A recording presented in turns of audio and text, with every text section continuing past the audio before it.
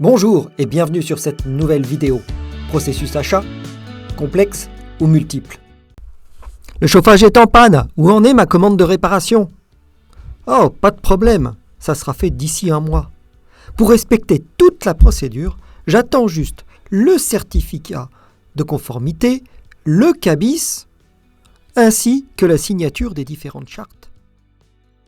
Si vous ne voulez pas que ce type de problème vous arrive à vous aussi, je vous invite à suivre la suite de cette vidéo pour prendre conscience de tous les problèmes que peuvent générer un processus achat. Et ça, c'est tout de suite après le générique.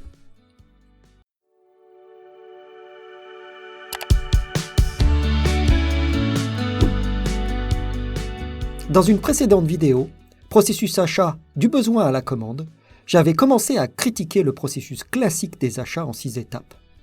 Si vous n'avez pas vu cette vidéo, je vous remets le lien quelque part par là. N'hésitez pas à aller la voir. Pour rappel, ces 6 étapes sont la définition du besoin, la recherche de fournisseurs, le lancement des appels d'offres, l'analyse des offres, la négociation et pour finir, la contractualisation sous forme de commande ou de contrat. J'avais précisé que je trouvais cette vision des choses en 6 étapes très académique, voire simpliste. Et je profite donc de cette vidéo pour revenir plus en détail pourquoi j'ai pu laisser entendre cela. La raison en est simple, c'est qu'une vision unique de ce processus amène souvent à quelque chose de très réducteur vis-à-vis d'une réalité qui, elle, est à la fois multiple et complexe.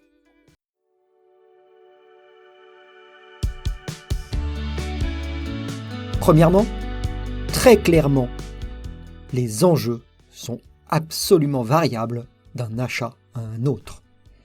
Rien qu'en prenant les enjeux financiers, avec un simple classement ABC ou ABCD, on voit typiquement qu'on ne va pas pouvoir suivre les mêmes processus achat pour un catégorie C et D que pour un achat stratégique de catégorie A. Mais les enjeux financiers sont loin d'être les seuls.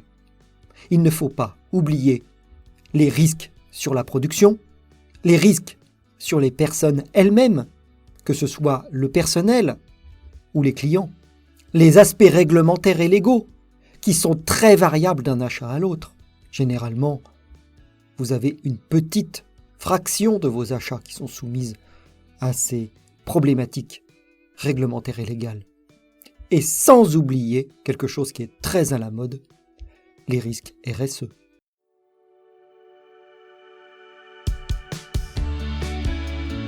Je vais commencer par clarifier un point de vocabulaire. Je vais considérer une procédure comme unique si, de la manière dont on l'a écrite, on ne l'a pas écrite pour qu'elle soit capable de s'adapter aux différents enjeux. Dans tous les autres cas, je considérerais que la procédure achat est une procédure multiple, capable d'adaptation.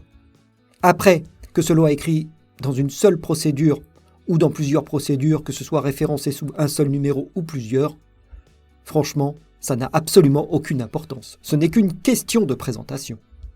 Mais revenons à la procédure unique. Et dans ce cas, il y a 2 possibilités. La première est d'avoir une procédure qui va être très lourde et qui va gérer tous les cas possibles les plus complexes que l'on peut trouver dans la société. Et comme elle est unique, on va s'obliger à respecter cette procédure pour l'ensemble des achats. On comprend très facilement que dans ce cas, cette procédure sera inefficiente pour la majorité des achats et générera une perte de temps absolument colossale. L'autre possibilité, si la procédure est unique, est d'avoir une procédure plus simple, qui va gérer tous les cas courants. Mais dans ce cas, on ne gérera pas les cas particuliers. Et le fait de ne pas gérer les cas particuliers sera générateur de risque. Car là, lorsque le risque est présent, vous ne le traiterez pas. Et des procédures légères ne seront pas adaptées à des enjeux financiers importants, par exemple. À noter que les enjeux ne sont pas le seul paramètre à prendre en compte lors de la construction d'une procédure achat ou d'un processus achat. En fait, la typologie des achats est tout aussi importante. Et je vais y revenir par la suite dans le détail.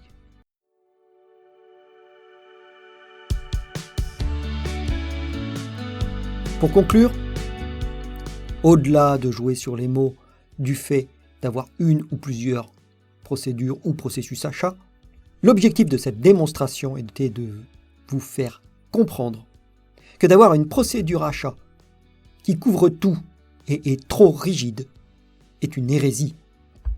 Le ou les procédures achat doivent pouvoir s'adapter à l'environnement, aux enjeux et aux risques pour être efficientes.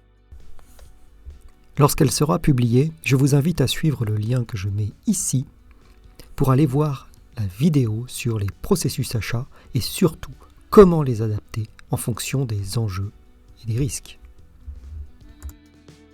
N'oubliez pas la cloche, de vous abonner, ainsi que le pouce bleu. Cela aide vraiment à faire connaître cette chaîne. Je vous remercie d'avoir suivi cette vidéo et je vous dis à bientôt sur une autre vidéo.